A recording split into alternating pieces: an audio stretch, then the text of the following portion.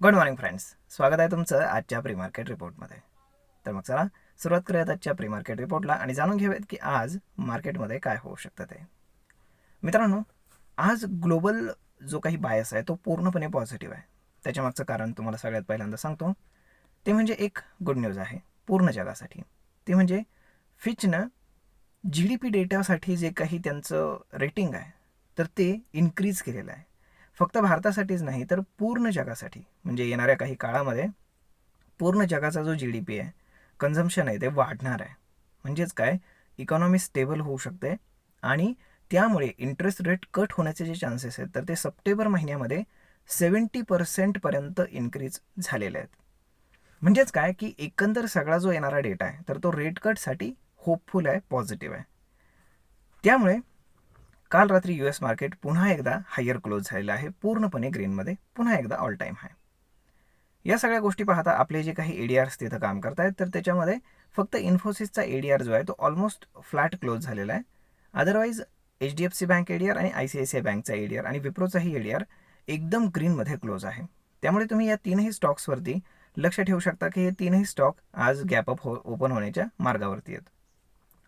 त्यामुळे gift Nifty पण indicate करते की साधारण 70 ते 100 पॉईंट याच्या दरम्यान मार्केट गॅपअप ओपन होईल. आता या सगळ्या गोष्टी पाहता एशियन मार्केट्सही ॲज युजल ग्रीनमध्ये आहेत. त्यानंतर US मार्केट तर ऑलरेडी ग्रीनमध्ये आहे आणि त्यांच्याकडनं आलेला फिचचा जो डेटा आहे तर त्याच्यामध्ये सगळ्याच गोष्टी पॉझिटिव्ह असल्यामुळे या सगळ्यांमध्ये आपण म्हणू शकतो की आज इंडियन मार्केटमध्ये एक चांगलं मोमेंटम आपल्याला पॉझिटिव्ह साईडला पाहायला मिळू शकतं. जर आपण FI आणि DIचा डेटा पाहिला तर फॉरेन इन्स्टिट्यूशनल इन्व्हेस्टरने काल 2,500 कोटींचं बाईंग केलं आहे.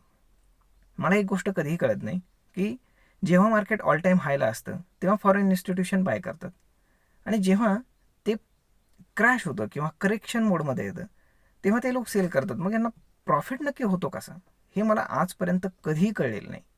म्हणजे त्यांच्या काही स्ट्रॅटेजी असतील, मे बी ते त्याच्या अगेन्स्ट ऑप्शन्समध्ये पैसे कमवत असतील, वॉट एव्हर, परंतु ते मला कधीही समजलेलं नाही. कारण मी रोज तुम्हाला डेटा सांगतो, त्यातनं तुमच्या लक्षामध्येही येत असेल. आता मार्केट ऑल टाईम हायला आहे तर डोमेस्टिक इन्स्टिट्यूशननं जे बाईंग आहे ते कमी केलं आहे. म्हणजे ही गोष्ट बरोबर आहे. जेव्हा मार्केट करेक्शन मोडमध्ये होतं तेव्हा आपण ऐकत होतो की FI DISने 7,000 कोटी, 8,000 कोटी, 5,000 कोटीच्या वरतीच ते बाईंग करत होते. परंतु काल त्यांनी केवळ 1,500 कोटींचं बाईंग केलं आहे आणि त्याच्या अगेन्स्ट फॉरेन इन्स्टिट्यूशननं 2,500 कोटींचं बाईंग केलं आहे. म्हणजे या सगळ्या गोष्टी पाहिल्या तर एकंदर आजचा दिवस हा मार्केटसाठी पॉझिटिव्ह आहे. ग्लोबल सेंटिमेंट प्लस काल जे काही डोमेस्टिक आणि फॉरेन इन्स्टिट्यूशन दोघांनी मिळून जे बाईंग केले ते आणि बाकीच्या ज्या काही लोकल गोष्टी आहेत त्या. आता एक महत्त्वाची गोष्ट यामध्ये अशी आहे की जो काही डेटा आहे त्याप्रमाणे आपण असं ॲनालाइज करू शकतो की जे रिटेलर्स आहेत तर ते शॉर्ट मोडवरती आहेत, शॉर्ट पोझिशन मोडवरती.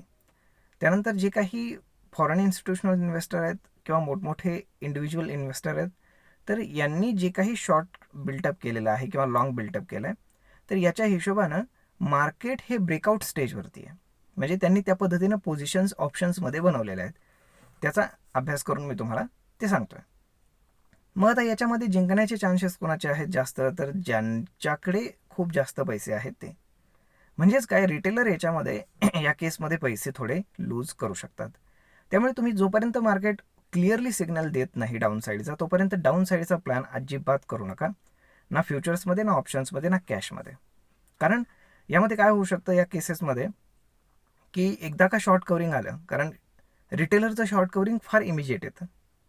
कारण जे डोमेस्टिक आपण काय म्हणतो की इन्स्टिट्यूशनल इन्व्हेस्टर असतात तर त्यांच्याकडे एक सर्टन स्ट्रॅटेजी असते आणि ते थोडा वेळ, म्हणजे मार्केट जरी त्यांच्या अगेन्स्ट गेलं तरी ते थोडा काळ वेट करतात की ते त्यांच्या टप्प्यामध्ये पुन्हा येईल आणि ते प्रॉफिटमध्ये एक्झिट करू शकतील. परंतु रिटेलर्स जे आहे तर ते त्यांना अकाउंटमध्ये जेव्हा लॉस दिसायला लागतो तेव्हा ते तेवढा वेळ होल्ड करण्याची कॅपॅसिटीमध्ये नसतात. त्यामुळे या केसेसमध्ये शॉर्ट कवरिंग फार लवकर येतं आणि मार्केट एकदमच मुवमेंट करतं. तर पाहूयात की आज मार्केटमध्ये काय होऊ शकतं ते. परंतु मार्केट गॅपअप ओपन होतं आहे. आता आयदर हा गॅपअप सस्टेन होईल किंवा मग सोल्ड इन होईल. जर सोल्ड इन झाला तर कालचा जो काही त्याचा हाय आहे तर तिथपर्यंत खाली येऊन पुन्हा वरती जाण्याचा प्रयत्न करेल. कारण जे काही FIs किंवा DIs तर ते कसे बाय करतील, तर साहजिकच आहे की मार्केट गॅपअप ओपन झालं, मध्ये काही बाईंग झालेलं नाही, पुन्हा खाली आलं, खाली आल्यानंतर जिथं मार्केट स्टेबल होईल तर तिथं हे लोक बाईंग करतात आणि मग मार्केट पुन्हा वरती जायला सुरुवात करतं. जनरली बुल मार्केट असंच काम करत असतं.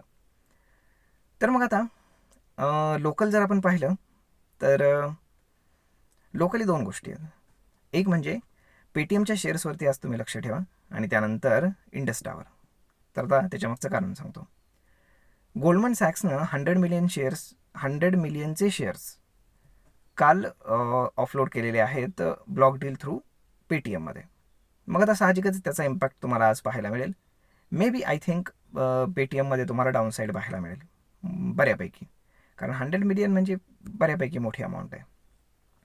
आता जर आपण इंडस टावर पाहिलं तर वोडाफोन आयडियाचा जो इंडस टावरमध्ये स्टेक आहे तर तो त्यांनी विकलेला आहे. आता तो घेतला आहे कुणी, कसं काय, या सगळ्या गोष्टीचा ॲनालिसिस करून तो डेटा घेऊन मग त्याप्रमाणे तुम्हाला त्याच्यामध्ये इंडस टावरमध्ये प्लॅन करता येईल. परंतु आज या दोन्ही स्टॉक्समध्ये चांगल्यापैकी व्होलॅटिलिटी राहू शकते, कारण त्यांच्यामध्ये मोठी न्यूज आहे. आयदर मोठा गॅपअप किंवा गॅप डाऊन त्याच्यामध्ये तुम्ही पाहू शकता. त्यामुळे तुम्ही त्यावरती लक्ष ठेवा. आता जर आपण पाहिलं तर एकंदर मार्केट जे आहे तर ते पॉझिटिव्ह मोडमध्ये आहे. म्हणजे 23,500कडनं मार्केट आता 24,000कडे चाललेलं आहे. ही एक चांगली गोष्ट आहे. या सगळ्या सेक्टर्समध्ये म्हणजे सगळ्या सिनेरिओमध्ये आपण जर पाहिलं तर आय टी ऑलमोस्ट फ्लॅट आहे आणि बँकिंग जे आहे तर ते ऑलमोस्ट फ्लॅट आहे. म्हणजे त्यांनी रॅली करणं आपण काय म्हणू शकतो की गरजेचं आहे, तेव्हा मार्केट आपल्याला 24,000 टच करताना पाहायला मिळेल. कारण जे स्टॉक्स किंवा जे सेक्टर्स ऑलरेडी पळालेले आहेत तर ते अजून जास्त पळू शकत नाहीत, ते कन्सॉलिडेट होणं गरजेचं आहे. आणि जे स्टॉक्स फ्लॅट आहेत किंवा ज्यांनी अजूनपर्यंत रॅली दिलेली नाही, जसे की आय टी स्टॉक्स आहेत आणि बँकिंग स्टॉक्स आहेत, तर यांनी रॅली करणं गरजेचं आहे. यांच्यापैकी कोणीतरी लीड घेणं गरजेचं आहे. मला असं वाटतं की येत्या 1-2 दिवसामध्ये हे घडू शकतं आणि त्यानंतर मार्केटमध्ये एक छोटंसं करेक्शन येऊन मग मार्केट वेट करेल जे काही येणारं बजेट आहे त्याचा. तर मग अशा पद्धतीनं मार्केट राहू शकतं. आय होप मी तुम्हाला बऱ्यापैकी माहिती प्रोव्हाइड केलेली आहे. तर मग आजचा हा व्हिडिओ तुम्हाला कसा वाटला हे तुम्ही आम्हाला कमेंट करून सांगायला अजिबात विसरू नका.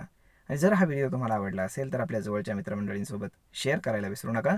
आणि अजूनही जर समजा तुमच्याकडे डीमॅट अकाउंट नसेल तर खाली डिस्क्रिप्शनमध्ये लिंक आहे, त्यावरती क्लिक करून तुम्ही आजच आपले डीमॅट अकाउंट ओपन करून घ्या.